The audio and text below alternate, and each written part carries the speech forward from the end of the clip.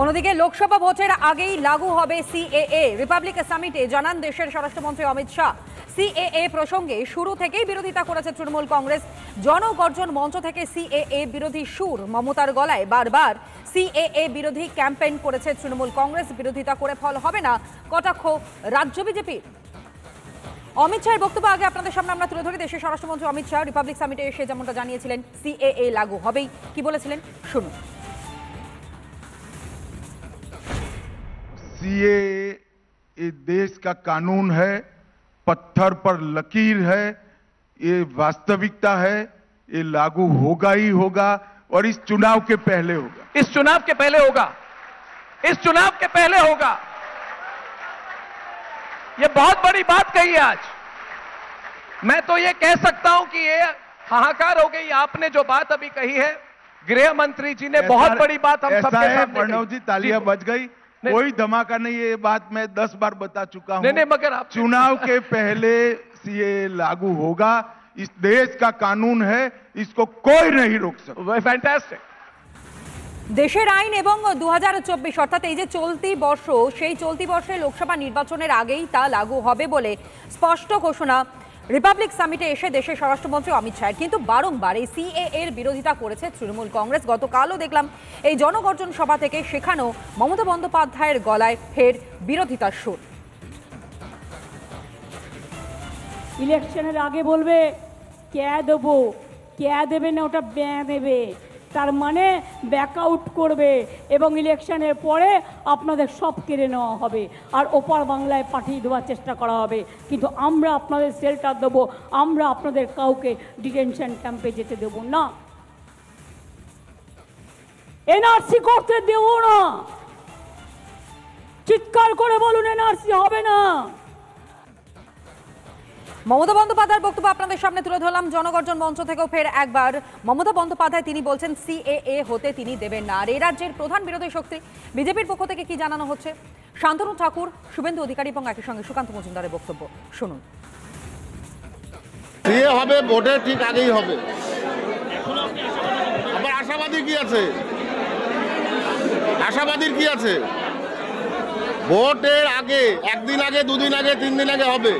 করতে পারে কি আছে? আমি তো আত্মবিশ্বাসী সিএ হচ্ছে। সেন্ট্রাল গভর্নমেন্ট ডাইরেক্ট এনলিস্টমেন্ট করার জন্য সুযোগ দেবে। অর্থাৎ মমতা ব্যানার্জির এই ফালতু কথা কেউ শুনবে না। প্রথমত সিএ এর সঙ্গে এনআরসির কোনো সম্পর্ক নেই। মমতা ব্যানার্জি একদিকে সিএ এর নাম পরিবর্তন করে এনআরসি, সংখ্যালঘু তাড়াবে সব করে 21-এর ভোট নিয়েছেন বাজার গরম করে। মাননীয় অমিত শাহজি, যিনি এই আইনের স্রষ্টা, তিনি ক্যাটেগরিক্যালি 2022-এর জলপাইগুড়ির শিলিগুড়ির মিটিং থেকে শুরু করে লাস্ট মিটিংয়েও বলে গেছেন যে তিনি এটাতে কারণ নাগরিকত্ব কেড়ে নেওয়ার আইন নয়। এখন আমি মন্ত্রিসভার সদস্য নই, অতএব আমি বলতে পারবো না যে 7 দিনে হবে না, 14 দিনে হবে না, 15 দিনে হবে। কিন্তু আমি এটুকু, আমার নেতৃত্বের প্রতি আমার পূর্ণ আশ্বাস আছে, পূর্ণ বিশ্বাস আছে।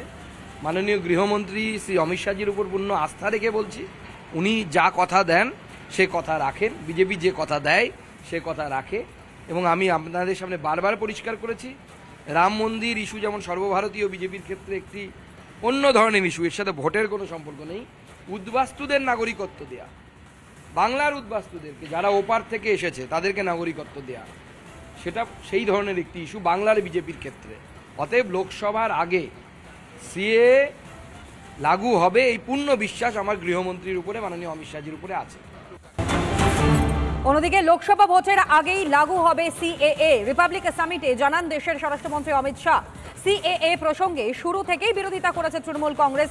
জনগর্জন মঞ্চ থেকে সিএএ বিরোধী সুর মমতার গলায়। বারবার সিএএ বিরোধী ক্যাম্পেইন করেছে তৃণমূল কংগ্রেস। বিরোধিতা করে ফল হবে না, কটাক্ষ রাজ্য বিজেপির।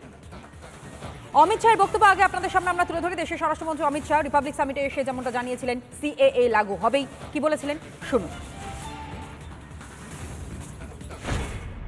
सीएए ये देश का कानून है, पत्थर पर लकीर है, ये वास्तविकता है, ये लागू होगा ही होगा और इस चुनाव के पहले होगा। इस चुनाव के पहले होगा।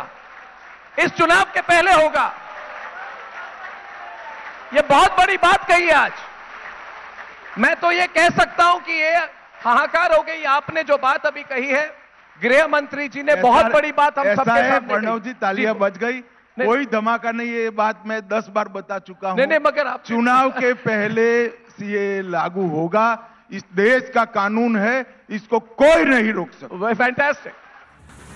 দেশের আইন এবং 2024 অর্থাৎ এই যে চলতি বর্ষ, সেই চলতি বর্ষে লোকসভা নির্বাচনের আগেই তা লাগু হবে বলে স্পষ্ট ঘোষণা রিপাবলিক সামিটে এসে দেশের স্বরাষ্ট্রমন্ত্রী অমিত শাহ। কিন্তু বারংবার এই সিএএ এর বিরোধিতা করেছে তৃণমূল কংগ্রেস। গতকালও দেখলাম এই জনগর্জন সভা থেকে সেখানেও মমতা বন্দ্যোপাধ্যায়ের গলায় ফের বিরোধিতার সুর।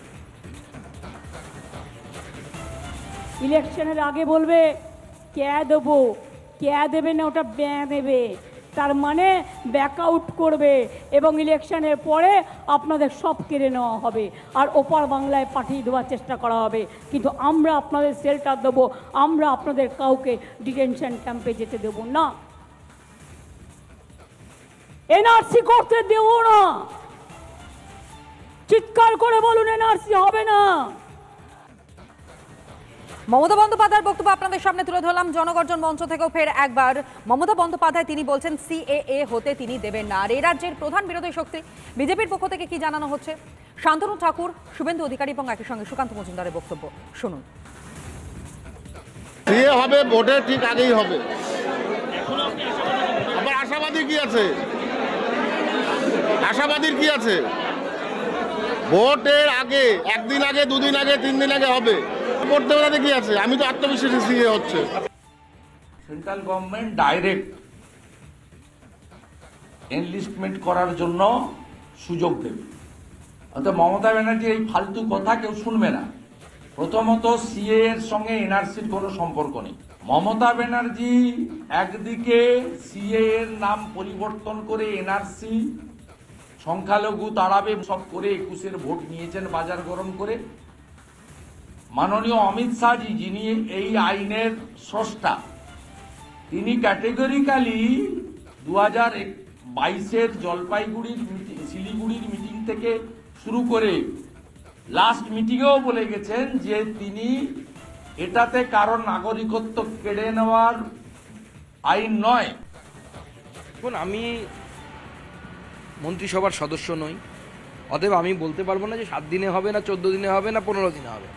কিন্তু আমি এটুকু আমার নেতৃত্বের প্রতি আমার পূর্ণ আশ্বাস আছে, পূর্ণ বিশ্বাস আছে। মাননীয় গৃহমন্ত্রী শ্রী অমিত শাহজির উপর পূর্ণ আস্থা রেখে বলছি, উনি যা কথা দেন সে কথা রাখেন। বিজেপি যে কথা দেয় সে কথা রাখে। এবং আমি আপনাদের সামনে বারবার পরিষ্কার করেছি, রাম মন্দির ইস্যু যেমন সর্বভারতীয় বিজেপির ক্ষেত্রে একটি অন্য ধরনের ইস্যু, এর সাথে ভোটের কোনো সম্পর্ক নেই। উদ্বাস্তুদের নাগরিকত্ব দেয়া, বাংলার উদ্বাস্তুদেরকে যারা ওপার থেকে এসেছে তাদেরকে নাগরিকত্ব দেয়া, সেটা সেই ধরনের একটি ইস্যু বাংলার বিজেপির ক্ষেত্রে। অতএব লোকসভার আগে সিএ লাগু হবে এই পূর্ণ বিশ্বাস আমার গৃহমন্ত্রীর উপরে, মাননীয় অমিত শাহজির উপরে আছে।